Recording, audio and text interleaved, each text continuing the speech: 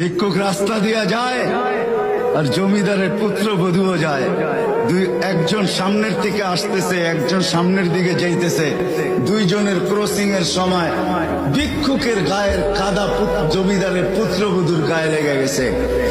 সে দুনিয়া আন্ধার করে ফেলছে, স্বামীকে টাইকা নিয়ে আসছে, বলছে ভিক্ষুক আমার কাপড় নষ্ট করে দিছে। সে শুধু ভিক্ষুক ছিল না, বৃদ্ধ ছিল। বৃদ্ধ ছিল না শুধু, জীর্ণ ছিল, শীর্ণ ছিল, শরীরে কাপড় ছিল না, ফাটা কাপড় ছিল, পায়ে জুতা ছিল না, পেটে ভাত ছিল না। জমিদারের পুত্র সইতে পারে নাই, যৌবনী শক্তি সয় কি কইরা তার স্ত্রীর গায়ে ভিক্ষুকের কাদা, বস সমগ্র শক্তিকে হাতে জমা করা একত্র করা বৃদ্ধের কালে বসায়। বৃদ্ধ কিচ্ছু বলে নাই, শুধু উপরের দিকে তাকায় দু তিনটা শব্দ উচ্চারণ করছেন।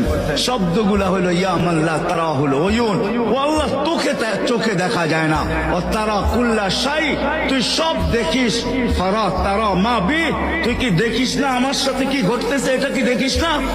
বলতে দেরি যুবক, মরতে দেরি হয় না। জমিদার চলে আসছে, প্রতিশোধ নিবে।